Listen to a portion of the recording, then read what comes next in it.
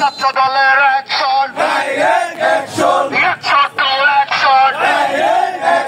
জিয়ার সৈনিক এখন লড়াই করো, কি বলে রে জিয়া নাই, এক জিয়া লোকান্তরে চাকরি আছে রে বাচ্চু ভাই, করে থাকার সময় নাই, হই হই রই রই, আওয়ামী লীগ গেলি কই, ছাত্রলীগের গুন্ডারা, যুবলীগের গুন্ডারা, বাড়াবাড়ি করিস না রে, পিঠের সামনে রাখবো না রে, জিয়ার সৈনিক।